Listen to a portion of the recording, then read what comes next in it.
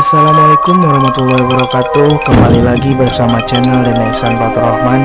Kali ini saya akan membuat channel tentang cerita-cerita horor dan cerita-cerita mistis yang tentunya insya Allah bisa menghibur anda semua. Tetap simak videonya dan selamat menyaksikan.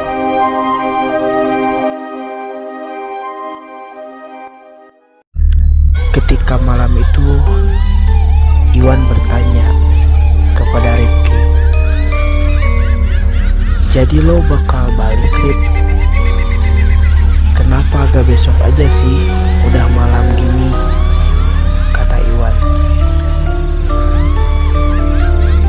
Bener juga sih yang Iwan bilang, memang sudah jatuh malam. Mau sampai Sukabumi jam berapa nanti? BTW, Iwan adalah teman kosku. Dia tinggal di kamar sebelah.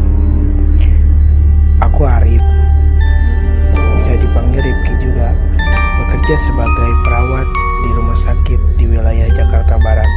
Tinggal di kosan sekitar tempatku bekerja. Bis terakhir dari Bogor menuju Sukabumi jam 9 malam. Semoga keburu. Aku memang harus mampir ke Bogor dulu. Ada titipan dari Om yang harus kubawa pulang ke rumah. Begitulah keadaannya. Sudah hampir jam 10 malam ketika aku meninggalkan rumah Om di sekitaran Baranang Siang. Gak terlalu jauh dari terminal Bogor. Ini kan hari Kamis, malam Jumat. Memaksa pulang untuk menghadiri akad nikah kakak perempuanku. Kalau gak ada acara seperti ini dan sepenting ini, aku gak akan mengambil cuti dan pulang. Akad rencananya akan dilaksanakan di masjid dekat rumah. Lalu resepsi pada hari Sabtu. Jam 10 lewat sedikit ketika akhirnya aku menginjakan kaki di terminal. Masih banyak tanda-tanda kehidupan yang terlihat. Beberapa warung kecil masih buka menjajakan jualannya. Beberapa orang berseliweran berpenampilan layaknya penumpang yang sedang mencari angkutan umum ke tujuan masing-masing. Membakar rokok lalu duduk di atas trotoar yang agak jauh dari barisan bis yang memenuhi jalurnya masing-masing. Dari tempat itu, aku dapat melihat kalau jalur yang bertuliskan Sukabumi di atasnya sama sekali kosong.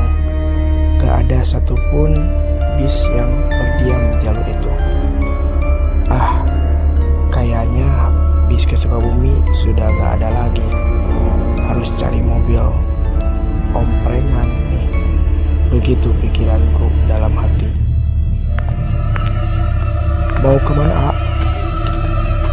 Sudah nyaris jam 10:30 ketika seseorang yang sepertinya calo menegurku dengan pertanyaan. "Sukabumi kan masih ada gak ya bisnya?" Aku menjawab dengan pertanyaan. "Wah, udah gak ada atuh. Terakhir tadi jam 9-an. Setelah menjawab, lalu laki-laki itu ngeloyor pergi dan meninggalkan aku. Benar kan, bis terakhir sudah berangkat. Tapi walaupun begitu, aku harus tetap pulang malam ini juga, bagaimanapun caranya. Beberapa menit kemudian, aku memutuskan untuk berjalan keluar terminal, lalu menyeberang jalan di depan terminal. Beberapa kali aku pernah melihat ada mobil omprengan menawarkan tumpangan ke Sukabumi. Berharap masih ada, seharusnya ada. Kembali membakar rokok, aku berdiri sendiri di tempat gelap ini. Kilatan lampu kendaraan yang cukup menyilaukan menutup pandangan sesekali. Beberapa bis tampak melintas di hadapan, tapi Tapi gak ada satupun yang bertujuan ke Sukabumi. Aku belum menyerah, mau tetap menunggu tumpangan. Padahal sudah hampir jam 11 menjelang tengah malam.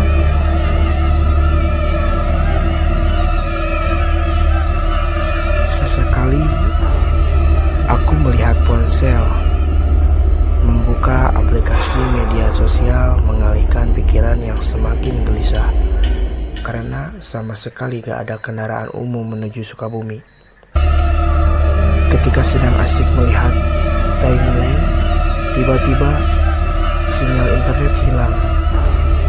Mendadak aku gak bisa browsing sama sekali. Begitu juga sinyal telepon hilang sama sekali. Malah gangguan. Sempurna deh, begitu pikiranku dalam hati.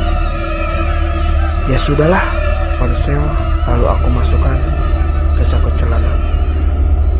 Dengan gak adanya kegiatan lain, aku jadi memperhatikan suasana sekeliling. Ternyata baru sadar kalau tempat ini mendadak jadi sangat sepi. Padahal letaknya gak jauh dari terminal.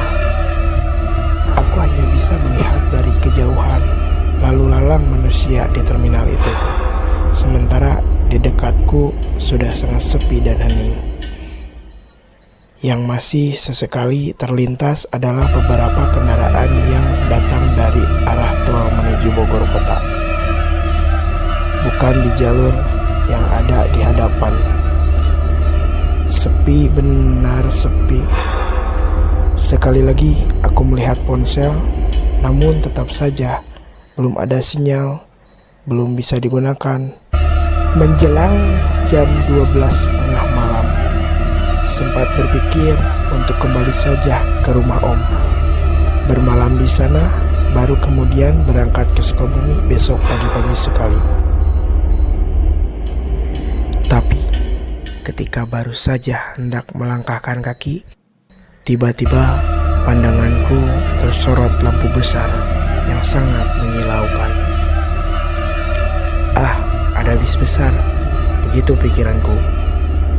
Dan ternyata benar, ada bis besar yang tiba-tiba datang dari arah Pajajaran, bergerak pelan-pelan menuju ke tempatku berdiri. Lalu bis itu akhirnya persis lewat di hadapanku, kemudian berhenti. Di kaca samping, di dekat pintu, ada tulisan Sukabumi. Dan di pintu depan itu ada kondekturnya yang lalu membuka pintu.